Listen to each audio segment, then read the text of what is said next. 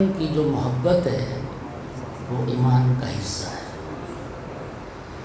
جسے ہم ایمان کہتے ہیں نا جی، وہ ایمان کے بہت سارے تقاضے ہیں، بہت ساری چیزیں ہیں ایمان کہلاتی ہیں۔ آقا یہ فرماتے ہیں کہ وطن کی محبت بھی ایمان کا تقاضا ہے۔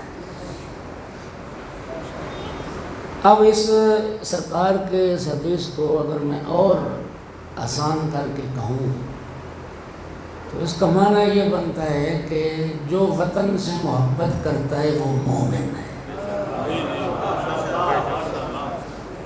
وطن سے جو محبت کرتا ہے وہ مومن ہے۔ بلکہ لفظ اور بدل دوں، سرکار کی اس حدیث کا نتیجہ یہ بنتا ہے کہ جو مومن ہوتا ہے وہی وطن سے محبت کرتا ہے۔ یہ ایمان کا حصہ ہے۔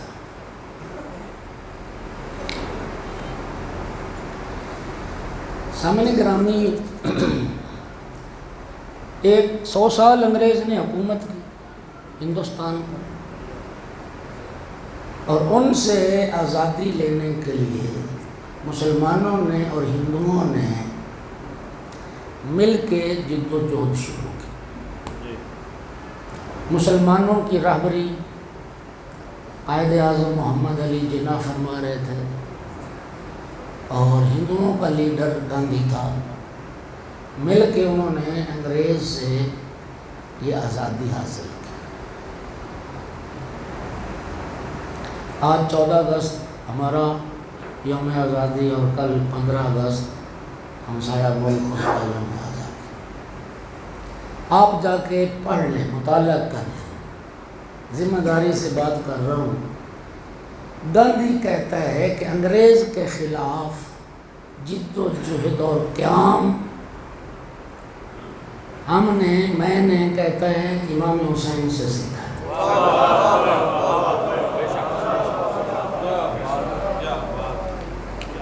کہ اگر امام حسین علیہ السلام 72 پاکیزہ نفوس کی ایک مختصر سی جماعت کے ساتھ اگر پوری ایک یزید کی اس ظالم جابر غیر شرعی اور غیر اسلامی حکومت کے خلاف اگر امام حسین علیہ السلام قیام کر سکتے ہیں تو ہم قیام کیوں نہیں کر سکتے؟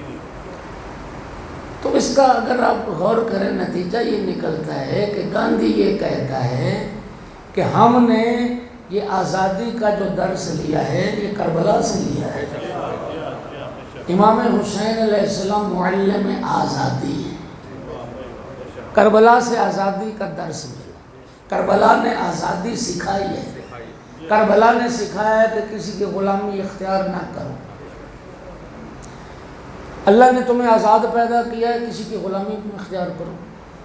نہج البلاغہ میں بھی جناب امیر کا جملہ ہے، لا تکن عبد غیرک فقد جعلک اللہ حرا، غیر کا غلام نہ بن، اللہ نے تجھے آزاد خلق کیا۔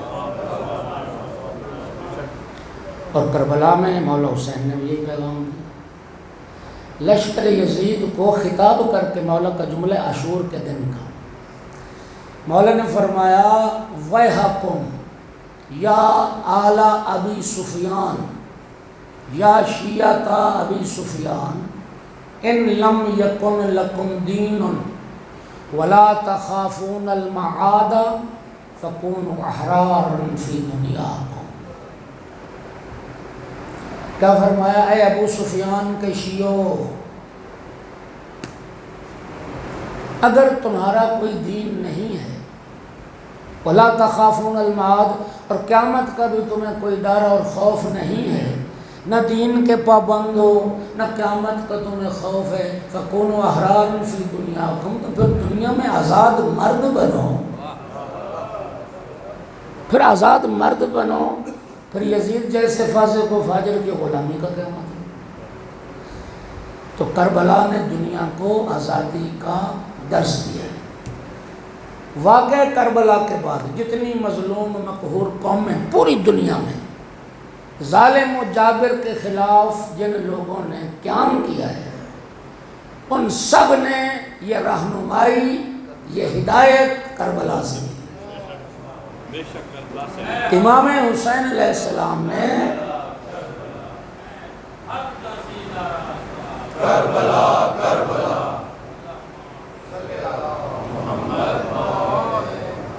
کربلا سے یہ آزادی کی لوگوں کو جرأت ملی ہے۔ ظالم کے خلاف قیام کرنے کا حوصلہ کربلا نے دیا لوگوں کو۔ میں یہ کہہ سکتا ہوں کہ یہ جو وطن آزاد ہوا، یعنی اس کی آزادی میں بھی کربلا کا نور شامل ہے، اور الحمدللہ آپ کا سر فخر سے بلند ہے اور ہونا چاہیے کہ پاکستان بنانے میں شیعیان حیدر قرار کا کردار ہے۔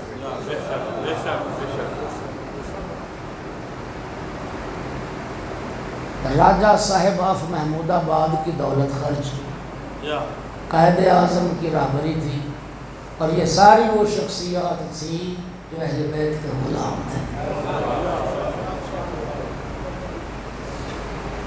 قائد اعظم کے بعد توجہ، وطن کی محبت ایمان کا حصہ ہے۔ نبی کریم صلی اللہ علیہ وآلہ وسلم کی سیرت میں یہ موجود ہے۔ ایک صلوات پڑھو سارے حضرات۔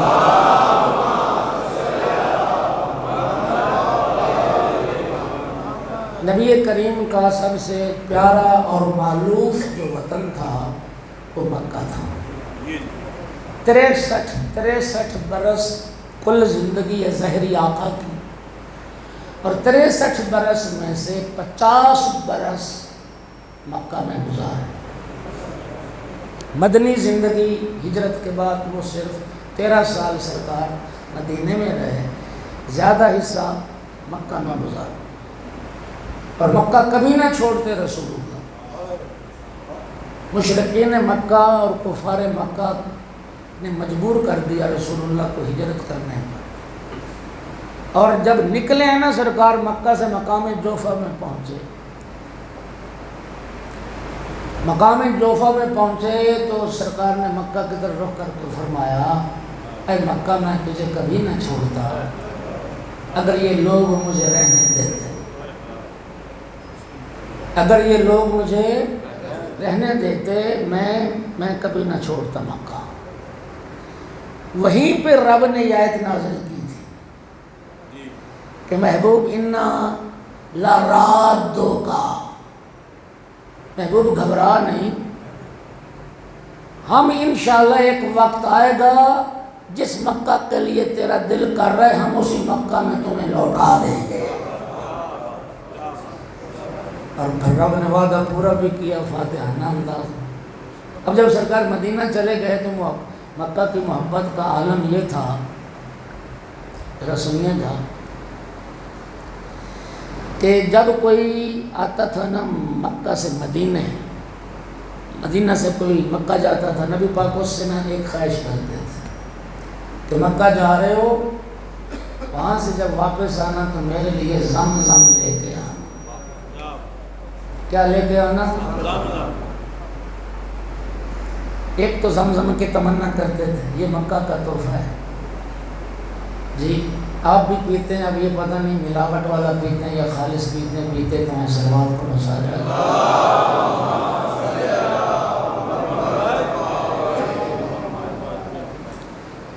یہ محبت کی دلیل ہے۔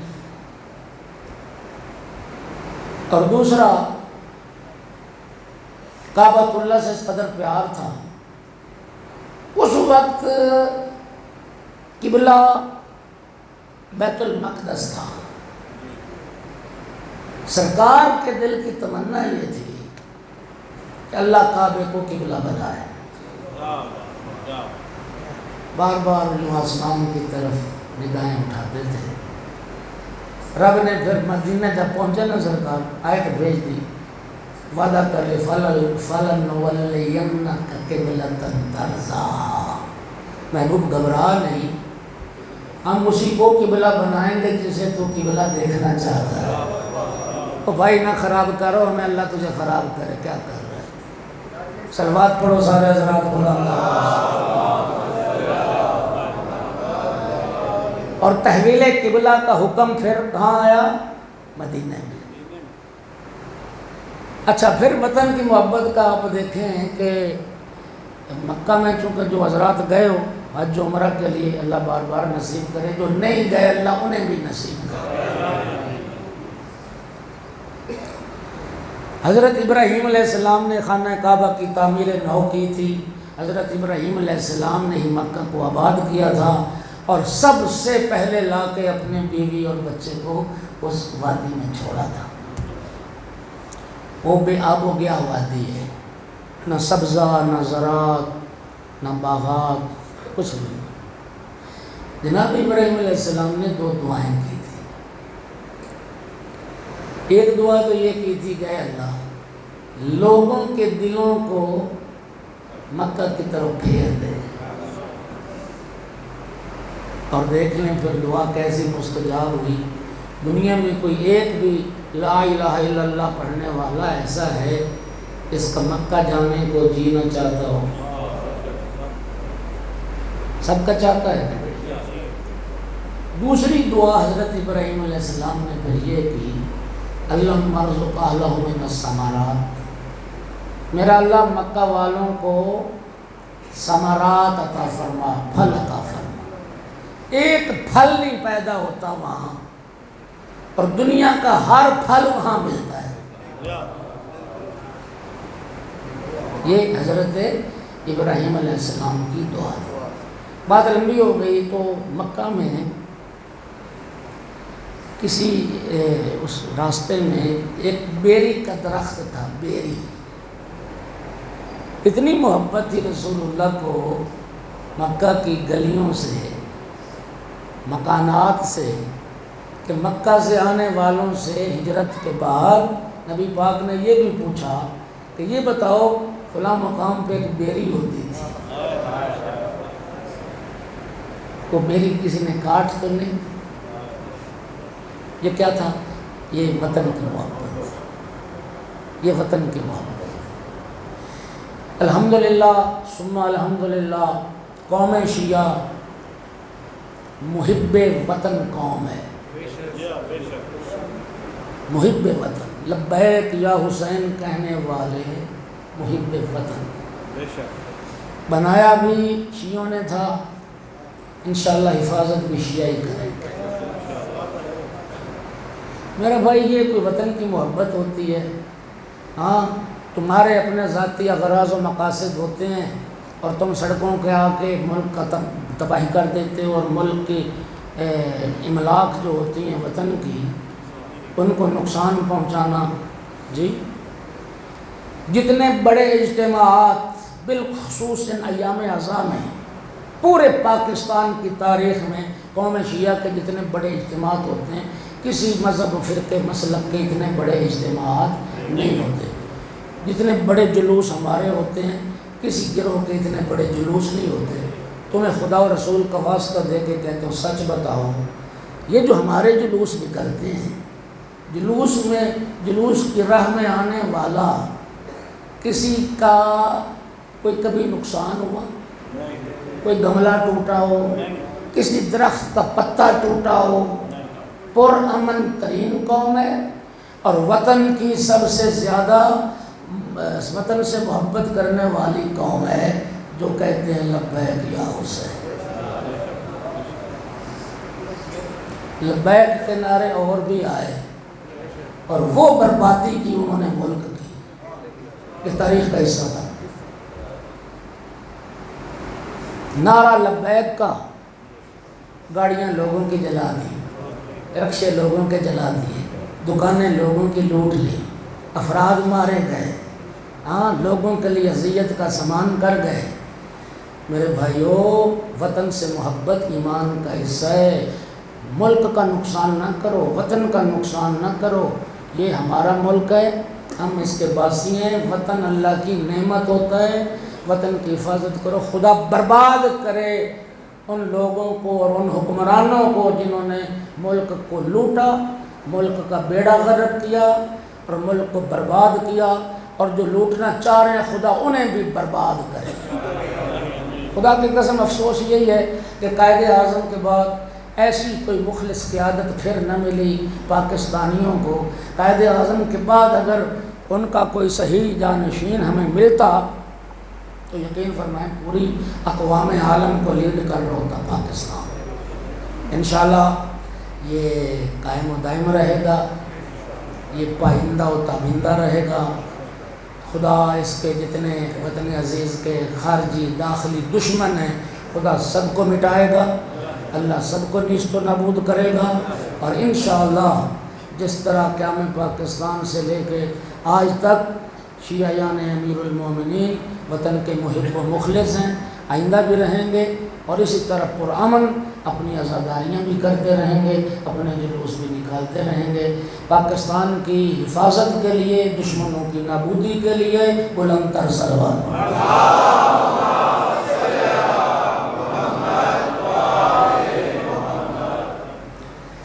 موضوع کلام یاد چل رہا تھا تربیت اولاد۔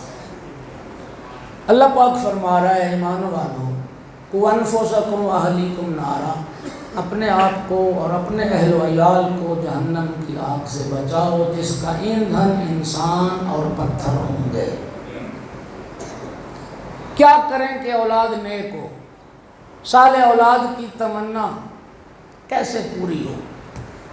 محمد و آل محمد علیہ السلام نے کچھ رہنما اصول بیان فرمائے۔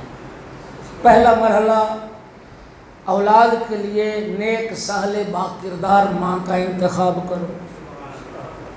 کل یہاں تک پہنچے تھے کہ نیک اولاد کی تمنا ہے تو پھر رزق حلال کماؤ اور رزق حلال اولاد کو کھلاؤ۔ یہاں تک بیان پہنچا تھا۔ اچھا، آج پھر شریعت کے کچھ اور اصول ہیں، گھٹی بھی کل بیان کر دی تھی۔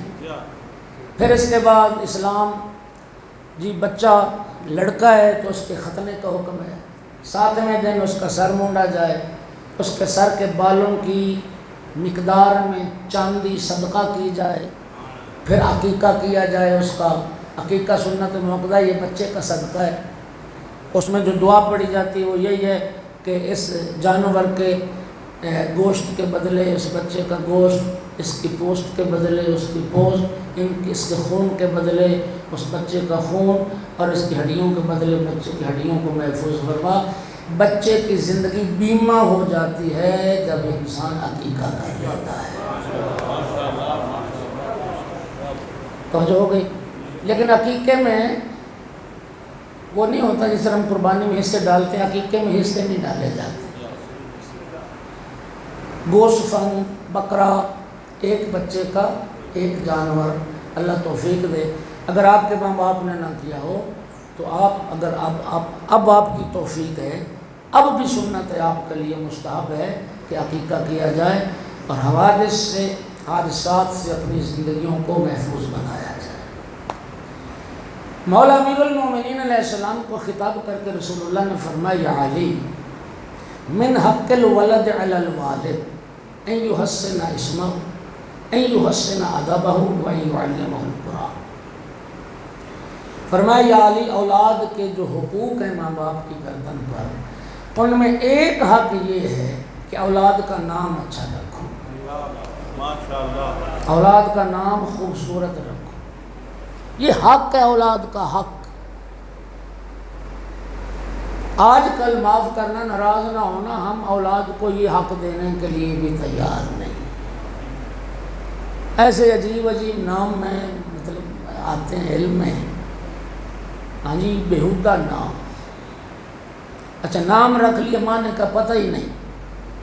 میری زندگی میں 2 مورد شاید ایسے آئے، 2 نام ایسے آئے، یقین کر لیں کسی عربی فارسی اردو لغت میں وہ لفظ ہی نہیں ملا، وہ لفظ ہی نہیں ملا کہ یہ لفظ کیا، اس کا معنی کیا بنتا ہے، لیکن نام رکھا گیا۔ اور یار نام اتنا خوبصورت تو ہو نا کہ بھری محفل میں اس نام سے پکارا جائے نا تو نام والے کو شرمندگی نہ ہو۔ صلوات پڑھو محمد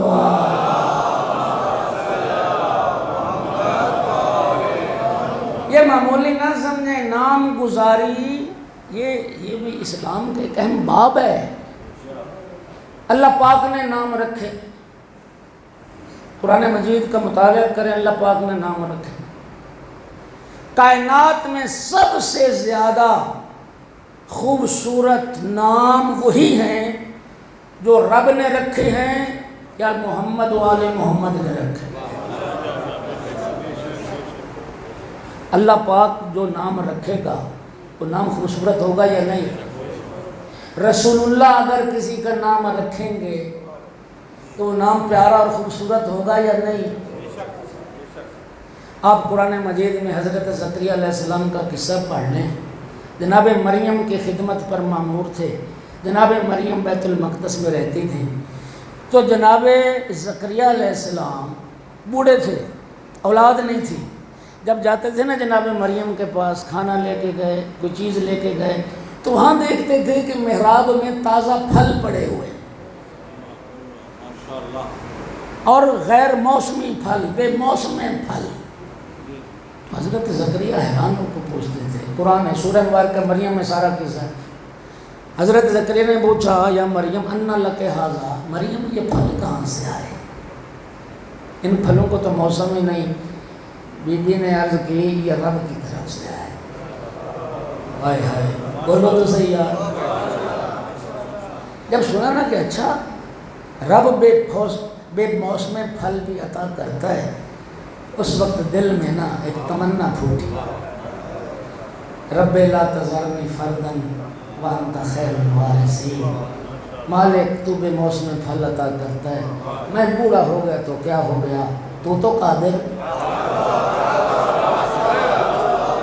رب لا تذرنی فردا، معبود مجھے اکیلا نہ چھوڑ، تو بہترین وارث عطا کرنے والا ہے، میرا اللہ مجھے جو کوئی وارث عطا کر۔ اور آج علماء سب فرماتے ہیں جن کے پاس بیٹا نہیں ہے وہ یہ دعا پڑھا کرے قنوت میں، نماز میں، رب لا تذرنی فردا وانت خیر الوارثین۔ جناب زکریا نے دعا کی، رب نے دعا کو مستجاب کیا اور رب نے فرما دیا، انا نبشرک بغلام اسمہ یحییٰ۔ زکریا تجھے پھر خوشخبری دیتا ہوں، بشارت ہو تجھے، ایک بیٹا عطا کروں گا اور اس بیٹے کا نام میں نے یحییٰ رکھ دیا۔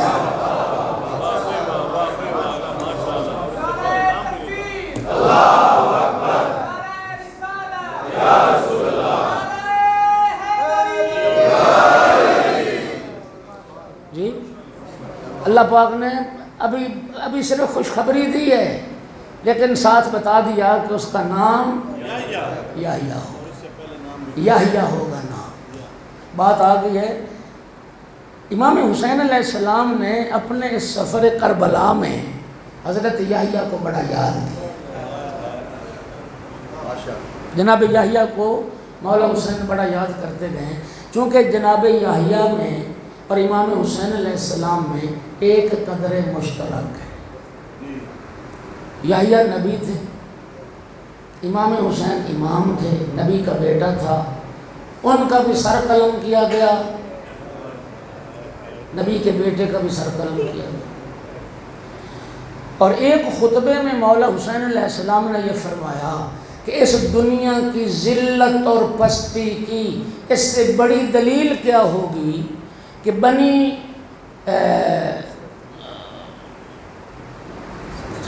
معذرت چاہتا ہوں اس دنیا کی ذلت اور پستی کی اس سے بڑی دلیل کیا ہوگی کہ ایک زن فاحشہ اور زانیہ کو راضی کرنے کے لیے یحییٰ جیسے نبی کا سر قلم کرتا ہے۔ یہ کتنی پست ہے دنیا، یہ کتنی ذلیل ہے دنیا، جس میں ایک زن فاحشہ کو خوش کرنے کے لیے یحییٰ جیسے نبی کا سر قلم کر کے تحفے کے طور پہ بھیجا۔ تو جناب یحییٰ علیہ السلام کو مولا حسین علیہ السلام بھی بڑا یاد کرتے، دعا کی، دعا مستجاب ہو گئی۔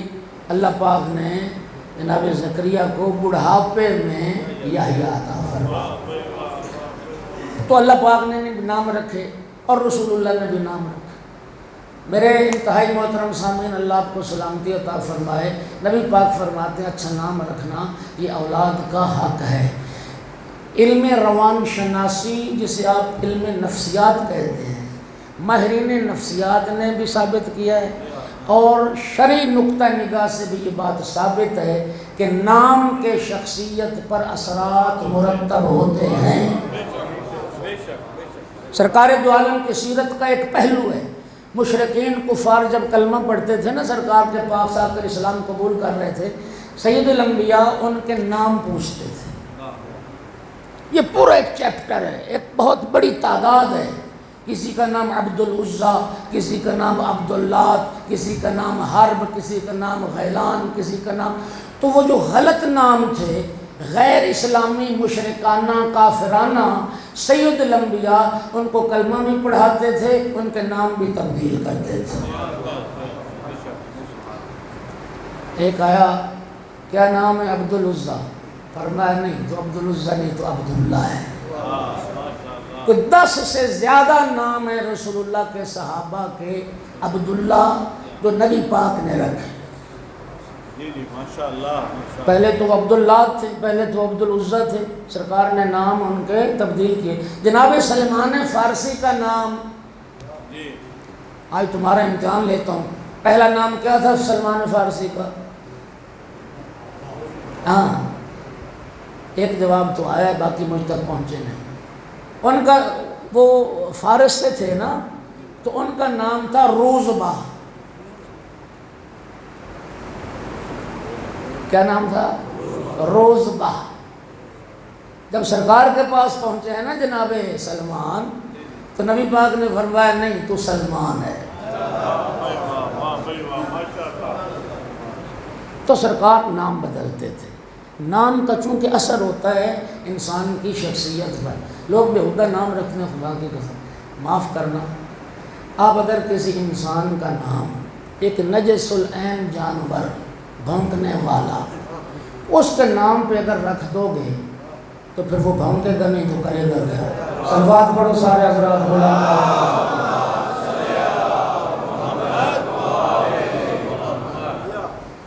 وسیع اثرات ہیں ناموں کے۔ نبی کریم صلی اللہ علیہ وآلہ وسلم نے ارشاد فرمایا، جس گھر میں محمد نام کا بچہ رہے گا، بچہ ہوگا محمد، گھر والوں کی صبح بھی خیر کے ساتھ، شام بھی خیر کے ساتھ، صرف اس نام کی برکت سے۔ امام موسیٰ کاظم علیہ السلام کا ارشاد گرامی، سرکار نے فرمایا لا يدخل الفقر بیتا فیہ اسم محمد او احمد او علی او فاطمہ او حسن او حسین او جعفر۔ فرمایا جس گھر میں ان ناموں والے بچے رہتے ہوں گے، اس گھر میں کبھی غربت داخل نہیں، یعنی نام کی برکت سے اس گھر میں کبھی فقر داخل، غربت داخل۔ اچھا نام رکھو۔ اور میں نے عرض کر دیا کہ کائنات کے خوبصورت ترین نام محمد والے محمد کے گھرانے کے نام۔ جتنے شیعہ سنی بھائی بیٹھے ہو، اہل سنت بھائی بالخصوص، آپ ہمارے سر کا تاج ہیں، آپ مولا حسین کے مہمان ہیں، ہم سب آپ کے نوکر ہیں۔ ہماری آنکھیں آپ کے قدموں میں بچھی، ہم نے دل آپ کے راستے میں بچھائے۔ کیا خوبصورت جملہ رہبر معظم نے فرمایا تھا، انہوں نے فرمایا تھا خدا کے لیے اپنی مجلسوں کا ماحول وہ بناؤ کہ کسی اور کا راستہ نہ روکے۔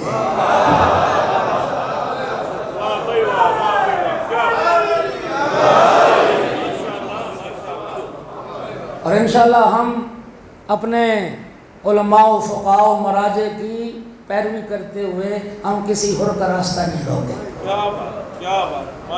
لیکن آپ کے لیے میں ایک سوال میرا سوال کر، آخر انسان سوچنے کے لیے آئے نا، سننے کے لیے آئے ہو نا، سوچنا انسان کا حق ہے، فکر انسان کا حق ہے۔ جو فکر نہیں کرتا، ایک جانور میں اور ایک انسان میں بنیادی ترین جو فرق ہے وہ یہی فکر کا ہے۔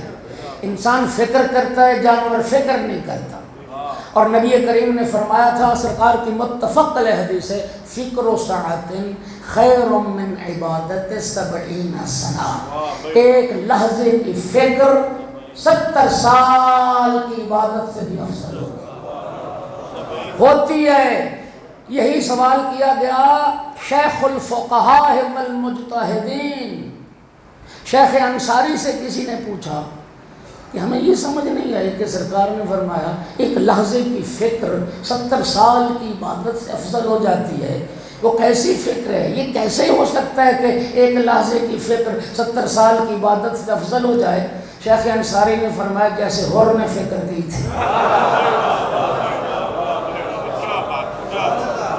جیسے حر نے فکر کی تھی، وہ ایک لحظے کی فکر تھی نا۔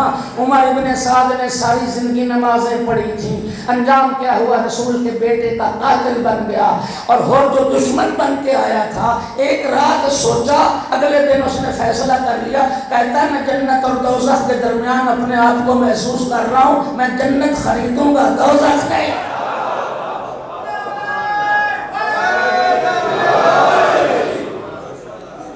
میرے بھائی فکر تو کرنی چاہیے نا، فکر کرنی چاہیے، سوچنا چاہیے۔ اب میرا سوال یہ ہے، آج ایک رسول کا کلمہ پڑھنے والا، رسول اللہ کے ساتھ محبت کا دعویٰ کرنے والا، اپنے بیٹے کا نام حاکم شام کے نام پہ رکھتا ہے، بتا یہ رسول سے محبت میں رکھا ہے؟ تجھے رسول سے محبت ہوتی تو بیٹے کا نام علی رکھتا، حسن رکھتا، حسین رکھتا۔ تو نے جو حاکم شام کے نام پہ نام رکھا، شاید تمہیں جرأت نہ ہو کہنے کی میں کہہ دیتا ہوں، تم نے رسول کی محبت میں نہیں رکھا، اہل بیت کی دشمنی میں رکھا۔ صلوات پڑھو محمد وآلہ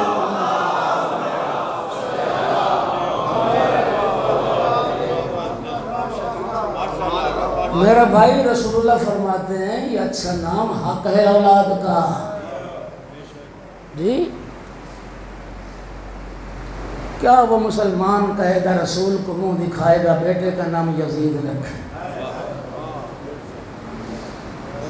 کوئی غیرت مند مسلمان ملے گا ایسا جو بیٹے کا نام یزید رکھے؟ یہ جو کلمہ پڑھا ہے نا، یہ ایک تم نے رسول اللہ سے عہد کیا ہے، تم نے گویا رسول اللہ کی بیعت کی ہے۔ مسلمان وہ ہوتا ہے رسول کی خوشی میں خوش ہو، ایسے نہیں؟ تو سامعین گرامی، اچھا نام رکھو، یہ حق ہے اولاد کا۔ اور آج کل فیشنی نام، یعنی باپ نے نام رکھا، باپ کو پتہ نہیں میں نے کیا نام رکھا۔ بچیوں کے نام یقین کریں عیسائی عورتوں کے ناموں پر میں نے سنا، کسی عیسائی اداکارہ کے نام پر، کسی اس کے نام۔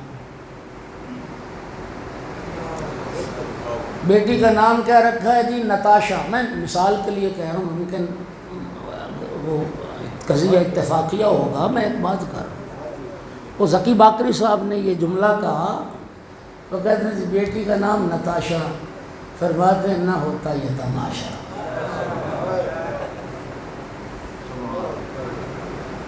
جیسا نام رکھو گے نا پھر اثرات ہوتے ہیں شخصیت پر، پھر ویسے ہی بنے۔ کسی کنجری کے نام پہ بیٹی کا نام رکھے گا، توقع کرے گا وہ کنیز زہرا بنے گی۔ بولو، کسی اداکارہ کے نام پر جو نام رکھو گے تو پھر اس سے کیا توقع کرو؟ یہ اچھے نام رکھنے کا ایک حکم اس لیے بھی ہے، اچھے نام رکھو، کل بچہ بڑا ہو کے پھر سوچے گا میرا نام کس شخصیت کے نام پر رکھا گیا، علی کون تھے، حسن کون تھے، حسین کون تھے، فاطمہ کون تھی، زینب کون تھی۔ اللہ آپ کو سلامتی عطا کرے۔ اور تم یہ جو انفرادیت کے چکر میں پڑے ہو کہ کوئی منفرد سا نام ہونا چاہیے، ہے نا؟ بیٹے کا نام علی نہیں رکھا، وہ جی وہ بہن کا بیٹا بھی علی، وہ بھائی کا بیٹا بھی علی۔ بیٹی کا نام فاطمہ نہیں رکھا، وہ جی یہ نام گھر میں پہلے موجود ہے۔ سرکار کی حدیث پڑھ رہا ہوں، من ولد لہو ثلاث بنین ولم یسمع احدہم محمدن فقد جفانی۔ رسول اللہ نے فرمایا اللہ جس کو 3 بیٹے دے کسی ایک بیٹے کا نام بھی محمد نہیں رکھے گا اس نے مجھ پر جفا کی۔ جی ایک کا نام سرکار فرماتے ہیں محمد رکھو، یہ نام برکت لاتا ہے۔ اور میں شیعہ سنی کتابوں کے مطالعے کی ذمہ داری کے ساتھ یہ روایت پڑھ رہا ہوں۔ روایت ہے کہ جب آئے گا نا قیامت کا دن، ایک گناہگار کو ملائکہ جہنم کی طرف لے چلیں گے، ارشاد پروردگار ہوگا ملائکہ اسے جہنم نہیں جنت لے جاؤ۔ ملائکہ عرض کریں گے پروردگار اس کے نام اعمال میں تو کوئی نیکی نہیں، ساری زندگی تو تیری نافرمانی میں گزار کے آ گیا، اب تو فرما رہے جنت لے جاؤ۔ ارشاد رب العزت ہوگا ملائکہ تم اس کے اعمال دیکھتے ہو، میں اس کا نام دیکھتا ہوں۔ اس کے ماں باپ نے اس کا نام میرے محبوب کے نام پہ محمد رکھا۔ مجھے اپنے محبوب سے حیا آتی ہے کہ اپنے محبوب کے ہمنام کو جہنم بھیج۔ یہ نام گنہگاروں کی شفاعت کا سبب بن جائیں گے، نام گنہگاروں کی شفاعت کا سبب بن جائیں۔ لیکن ایک بات یاد رہے، ممکن ہے کسی ذہن میں سوال پیدا ہو گیا ہو یا کل کو پیدا ہو جائے کہ اگر کسی دشمن خدا و رسول کا نام محمد ہو تو پھر اس کو بھی شفاعت ہو جائے۔ شفاعت میرا موضوع نہیں ہے، ویسے اس موضوع پہ بھی تقریر ہونی چاہیے۔ ایک بات یاد رکھو، شفاعت من ذا الذی یشفع عندہ الا باذنہ۔ قرآن کیا کہتا ہے؟ شفاعت قرآن کا عقیدہ ہے، لیکن قرآن کہتا ہے جس نے شفاعت کرنی ہے وہ بھی اللہ کے اذن سے کرنی ہے، اور جس کی شفاعت ہونی ہے وہ بھی اللہ کے اذن سے ہونی۔ شفاعت برحق ہے، من انکر الشفاعت فلیس منا۔ سرکار نے فرمایا تھا جو شفاعت کا منکر ہے وہ ہم میں سے نہیں ہے۔ لیکن یاد رکھیے شفاعت کی کچھ شرائط ہیں، اقرار توحید کرتا ہو مشرک نہ ہو، محمد الرسول اللہ پڑھتا ہو کافر نہ ہو، علی و اولاد علی اور رسول کے اہل بیت سے محبت کرتا ہو، دشمنی نہ کرتا ہو، پھر یہ نام شفاعت کا سبب ہے۔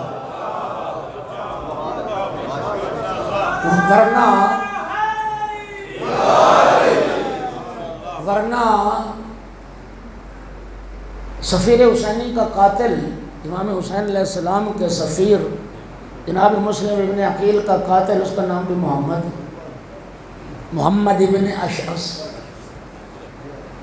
اہل رسول کے قاتل بھی اس نام اس طرح نہیں ہوتا، شفاعت کی بھی کچھ شرائط ہوتی ہیں۔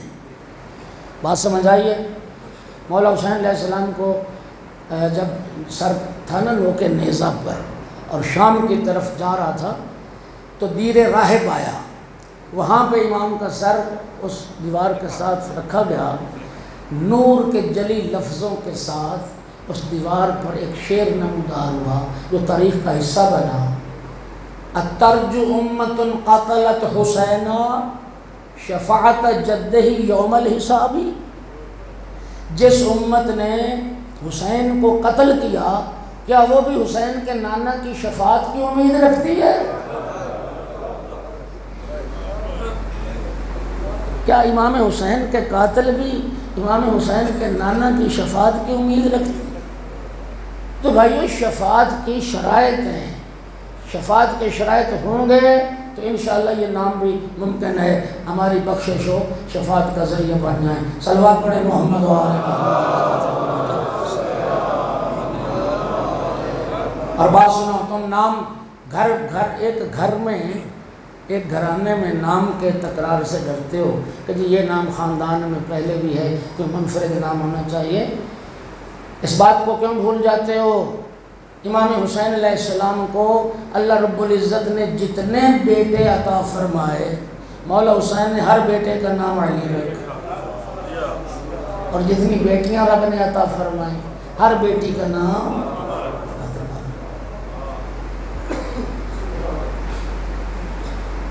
یہ اکبر، یہ اوسط، یہ اصغر، یہ تو امتیاز کے لیے تھا، ورنہ سب بیٹے علی تھے۔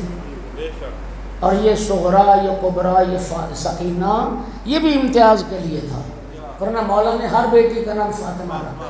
اور مولا حسین کا جملہ موجود ہے، اللہ مجھے اگر 100 بیٹا بھی عطا کرتا میں ہر بیٹے کا نام علی رکھتا۔ تو رسول اللہ کی بیٹی کا نام فاطمہ، مولا علی کی بیٹی کا نام بھی فاطمہ، امام حسن کی بیٹی کا نام فاطمہ، امام حسین کی ساری بیٹیوں کے نام فاطمہ، امام سجاد کی بیٹی فاطمہ، امام باقر کی بیٹی فاطمہ، امام صادق کی بیٹی فاطمہ، امام قاسم کی بیٹی فاطمہ، امام رضا کی بیٹی فاطمہ۔ یہ حق اولاد ہے۔ اسیران آل محمد کا جب لٹا قافلہ یزید کے پہنچا نا دربار میں، تو یزید نے تعارف پوچھا، ہے قیدی اپنا تعارف کرواؤ، تم کون ہو؟ میرے آقا نے فرمایا انا علی بن الحسین، میں حسین کا بیٹا۔ یزید کہنے لگا میں نے تو سنا حسین کا بیٹا علی کربلا میں مارا گیا۔ فرمایا وہ میرے بھائی علی اکبر تھے جنہیں اللہ نے مقام و مرتبہ شہادت عطا کی۔ یزید طنز کر کے کہتا ہے تیرے بابا کو کوئی اور نام نہیں ملا، ہر بیٹے کا نام علی رکھا۔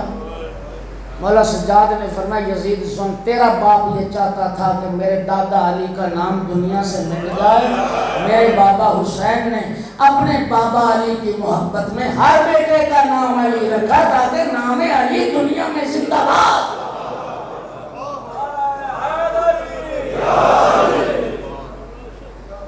نام علی دنیا میں زندہ باد ہو جائے۔ 2 محرم کو فرزند زہرا کربلا پہنچے۔ آئیں آج اس شہید کو رو لیں جو امام حسین کے بچپن کا ساتھی تھا،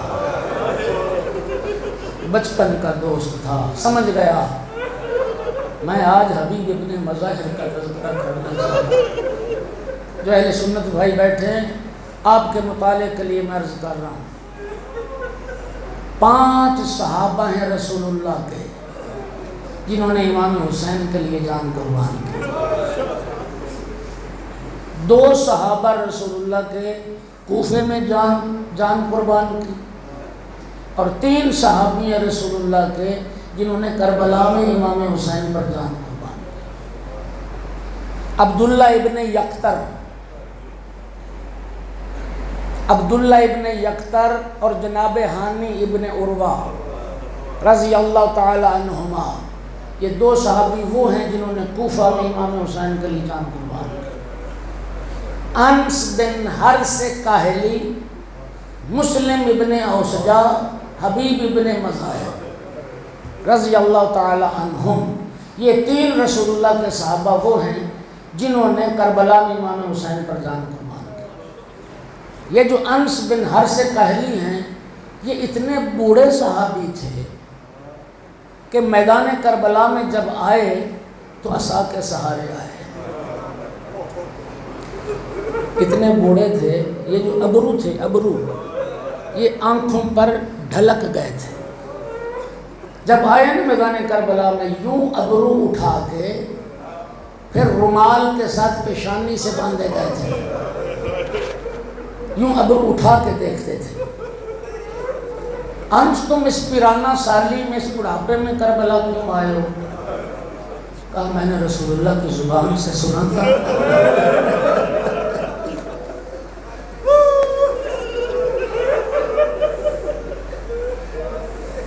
جو میرے حسین کو درک کرے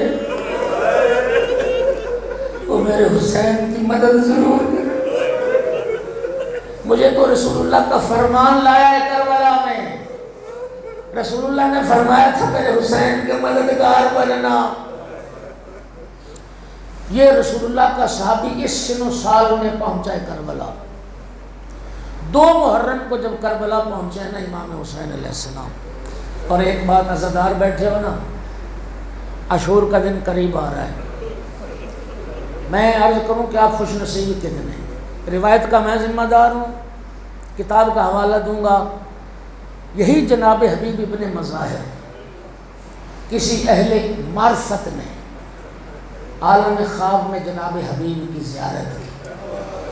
جناب حبیب جنت کے محلات اور باغات میں، لیکن چہرے پر اداسی ہے، مایوسی ہے۔ حبیب جنت میں اور پریشان اداس۔ حبیب کہتے ہیں ایک چیز تم نے تو جان قربان کی امام حسین پہ، اور جنت میں اداس رہتے ہو۔ کہا میں نے جان ضرور قربان کی، لیکن ایک میری حسرت ہے جو مجھے اداس رکھتی ہے۔ حبیب کیسی حسرت؟ کہتا ہے ایک حسرت یہ تھی، اللہ ایک بار مجھے زندگی دے دیتا، میں دنیا میں جا کے حسین کے رونے والوں میں شامل ہو جاتا، میں امام حسین پر گریہ کرنے والوں میں شامل ہو جاتا۔ اور دوستو، رسول اللہ کی حدیث ہے، سرکار نے فرمایا تھا وہ آنکھ قیامت کے دن نہیں روئے گی جو دنیا میں میرے حسین کو روئے گی۔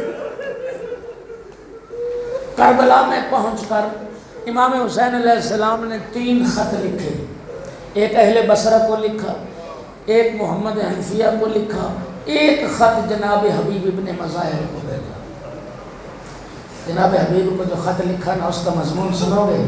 بسم اللہ الرحمن الرحیم، من الحسین ابن علی الی الرجل الفقیر حبیب ابن مظاہر الاسد۔ یہ خط ہے حسین ابن علی کی طرف سے ایک مرد فقیہ کے نام۔ حبیب تیری عظمت کو کروڑوں سلام، وقت کا امام جسے رجل فقیہ کے لقب سے یاد ہے، امام معصوم جسے رجل فقیہ کے لقب سے یاد کرے۔ مضمون کیا تھا؟ اما بعد انا نزلنا کربلا، حبیب ہم کربلا پہنچ گئے، فقد تعلم قرابت من رسول اللہ، حبیب تو تو جانتا ہے نا میرا رسول سے کیا رشتہ ہے، ان اردت نصرتنا فاقدم الینا عاجلا، حبیب ہماری مدد کا اگر ارادہ رکھتا ہے تو جلدی کربلا، ہماری نصرت کا ارادہ ہے تو جلدی کربلا پہنچ۔ امام حسین علیہ السلام نے خط قاصد کے حوالے کیا، راستے مسدود، جاسوس پھر رہے ہیں، پہرے لگے ہوئے ہیں، بڑی مشکل سے۔ امام حسین کا قاصد دوپہر کا وقت تھا، حبیب زوجہ کے ہمراہ کھانا کھا رہے تھے جب امام حسین کا قاصد حبیب کے دروازے پر پہنچا، دق الباب کیا، حبیب دروازے پہ آئے، ایسا سے پوچھا کون؟ جواب آیا انا برید الحسین، میں حسین کا قاصد آیا۔ دروازہ کھولا، امام حسین کا خط لیا، حبیب نے بوسے دی، آنکھوں سے لگائے، خط کو مضمون پڑھا۔ بیوی نے پوچھا حبیب کس کا خط ہے؟ فرزند زہرا کا خط۔ کیا لکھا فرزند زہرا نے؟ فرزند زہرا نے لکھا ہے کہ میں کربلا آ گیا ہوں، میری مدد کے لیے کربلا پہنچا۔ بیوی بولتی حبیب پر کیا ارادہ ہے؟ بیوی کا ایمان پرکھنے کے لیے، حالات اتنے سخت تھے، بیوی شوہر سے، شوہر بیوی سے دل کی بات نہیں کرتا، باپ بیٹے سے اور بیٹا باپ سے دل کی بات نہیں کرتا۔ حبیب پھر کیا ارادہ ہے؟ کہا قاسم کی ماں تو جانتی ہے میں بوڑھا ہو گیا ہوں، نہ تلوار چلانے کی طاقت ہے نہ نیزہ اٹھانے کی طاقت ہے، خدا کی قسم یہ حبیب نے جملے کہے۔ زوجہ کہتی حبیب تجھے حیا نہیں آتی؟ رسول کا بیٹا مدد کے لیے بلائے اور پھر کہا قاسم کی ماں اگر میں چلا گیا ابن زیاد گھر برباد کر دے گا، فصلیں برباد کر دے گا، تمہیں قید کر لے گا۔ ایمان سے غیرت اور جوش سے اٹھی، اپنی چادر اتار کے حبیب کے سر پہ دی اور کربلا کا رخ کر کے کہتی فرزند رسول کاش میں مرد ہوتی، فرزند رسول میں آتی آپ کی نصرت کے لیے اور آپ پر جان قربان کرتی۔ جب ایمان کو پرکھ لیا نا حبیب نے، اب جملہ فرمایا قاسم کی ماں مطمئن رہ، گھبرا نہیں، جب آئے گا نا قیامت کا دن میں حسین کی ماں کے سامنے تجھے شرمندہ نہیں ہونے دوں گا، میں جاؤں گا کربلا، میں فرزند زہرا پر اپنی شان۔ بس حبیب گھر سے نکلے، جناب مسلم ابن اوس جو صحابی رسول ہیں عرض کیا، ان کے دروازے پہ تک قلبان کیا۔ مسلم کی زوجہ آئی، پوچھا بھائی مسلم کہاں ہے؟ زوجہ نے بتایا داڑھی کو خضاب کرنا چاہتے تھے، مہندی خریدنے، خضاب خریدنے بازار گئے۔ حبیب بھی چلتے ہوئے پیچھے آ گئے، دیکھا تو ایک دکان پہ جناب مسلم ابن اوسجا مہندی خرید چکے تھے داڑھی کو خضاب کرنے کے لیے۔ جناب حبیب آئے، مسلم بھائی میں تو تمہاری تلاش میں تمہارے گھر گیا تھا، کیوں حبیب بھائی خیریت ہے؟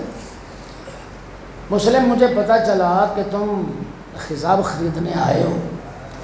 مسلم بھائی میں تم ایک ایسے خضاب کی خبر دینے آیا ہوں، اگر وہ خضاب داڑھی پہ لگاؤ گے نا قیامت تک رنگ نہیں اترے گا، اس خضاب کا قیامت تک رنگ نہیں اترے گا۔ مسلم پوچھتا ہے حبیب کھل کے بتاؤ کیا کہنا چاہتے ہو؟ خط نکالا، مسلم یہ فرزند زہرا کا خط آ گیا، امام حسین کربلا میں پہنچ گئے، مدد اور نصرت کے لیے ہمیں بلایا ہے، خدا جانتا ہے مہندی زمین پہ دے ماری، فرمایا اب یہ داڑھی اس مہندی سے خضاب نہیں ہوگی، سر کے خون سے اپنے اجرکم علی اللہ، اجرکم علی اللہ، اجرکم علی اللہ۔ 6 محرم کو جناب حبیب کربلا پہنچے، غلام کے حوالے کی تلوار بھی گھوڑا بھی، فرمایا ایسا کرو کہ چھپتے چھپاتے غیر معروف راستوں سے کوفہ سے باہر فلاں مقام پر میرا انتظار کرو۔ غلام گھوڑا تلوار لے کے پہنچ گیا، حبیب کا انتظار کر رہا ہے، حبیب کو آنے میں کچھ دیر لگ گئی۔ غلام نے کیا دیکھا کہ گھوڑا رو رہا ہے، حبیب کا گھوڑا آنسو بہا رہا ہے، تو غلام گھوڑے سے کہتا ہے میرے آقا کا گھوڑا اگر کسی وجہ سے حبیب نہ آ سکا تو رو نہیں، میں تیری پشت پہ سوار ہو کے کربلا جاؤں گا، میں جاؤں گا فرزند رسول کی نصرت کے لیے۔ جب غلام گھوڑے سے یہ بات کر رہا تھا نا، حبیب قریب پہنچ گئے، حبیب کے کانوں نے غلام کی آواز سنی، خدا کی قسم تڑپ گیا حبیب، کربلا کا رخ کہتا ہے فرزند زہرا تو اتنا غریب ہو گیا، جان کر تیری غربت پر آنسو آ رہے، کنیز زادے تیری نصرت کے لیے بے چین نظر آتے۔ گھوڑے کے قریب آئے، گھوڑے پہ سوار ہوئے، غلام سے کہا انت حر فی وجہ اللہ، جا میں نے تجھے آزاد کیا، ہاتھ باندھ کے کھڑا ہو گیا۔ آقا یہ کہاں کا انصاف ہے، جب تک اپنی خدمت کا معاملہ تھا مجھے ساتھ رکھا، اور جب رسول کے بیٹے کی خدمت کا وقت آیا خدا نے مجھے جدا نہ کرو، مجھے بھی اپنے ساتھ لے چلو کربلا، میں بھی اپنی جان فرزند رسول پر قربان کروں۔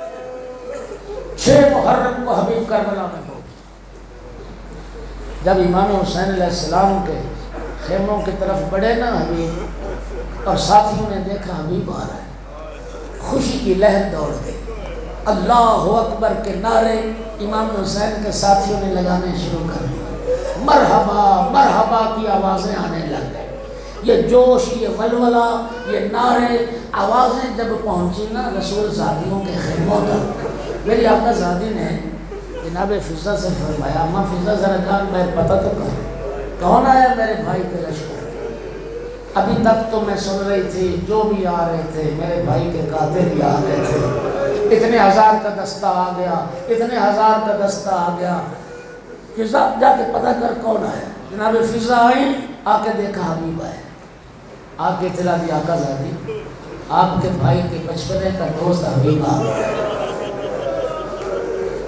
میں لفظوں کا ذمہ دار ہو کر سنا نا آقا زادی نے حبیب آ گیا، جناب فضہ سے فرمایا اماں فضہ تو جا حبیب کے پاس اور جا کے کہہ دے حبیب علی کی بیٹی سلام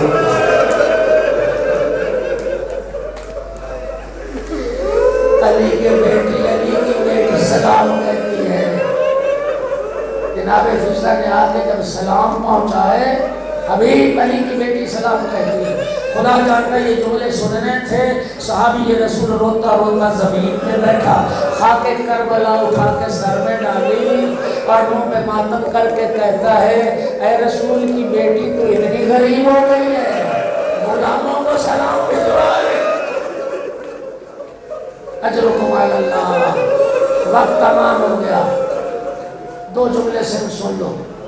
جناب مسلم ابن اوسجا جناب حبیب سے پہلے قربان ہوئے، جناب مسلم ابن اوسجہ کی لاش پر مولا حسین اور جناب حبیب اکٹھے پہنچے. ابھی رمق جان باقی تھی، یہ بھی صحابی رسول، ابھی رمق جان باقی تھی، سانسیں چل رہی تھی. حبیب فرماتے ہیں مسلم بھائی اگر میں نے تمہارے بعد لمبا عرصہ جینا ہوتا تو میں تمہیں وصیت کرنے کو کہتا، میں نے تمہارے بعد زندہ رہنا ہوتا میں تمہیں وصیت کرنے کا کہتا، لیکن مسلم بھائی میں تمہارے پیچھے پیچھے اسی راستے پہ آ رہا ہوں، لیکن پھر بھی شریعت کا حکم ہے کہ وصیت پوچھی جائے. مسلم بھائی کوئی وصیت ہو تو کرو. جناب مسلم نے نحیف سی آواز میں بولے، انگلی سے اشارہ کیا مولا حسین کی اور ایک ہی جملہ کہا، اوسی کا بحاظ الغریب، اوسی کا بحاظ الغریب. ابھی میری صرف اتنی وصیت ہے، غریب کا ساتھ نہ چھوڑنا، غریب حسین کو اکیلا نہ چھوڑنا. عزاداروں جب حبیب گھوڑے سے گرے، کریم کربلا حبیب کی لاش پہ پہنچے، روایت کہتی بان الانکسار فی وجہ الحسین، حبیب کا گرنا تھا، امام حسین کے چہرے پہ شکستگی کے آثار پیدا ہو گئے اور حبیب کی لاش پہ کھڑے ہو گئے. ایک جملہ فرمایا، للہ درک یا حبیب لقد کنت رجلا فاضلا تختم القرآن فی لیلۃ واحدہ. حبیب اللہ کی رحمت ہو تجھ پر، تو فاضل مرد تھا، تو ہر رات ختم قرآن کیا کرتا تھا. الا لعنۃ اللہ علی القوم الظالمین وسیعلم الذین ظلموا ایام انقلب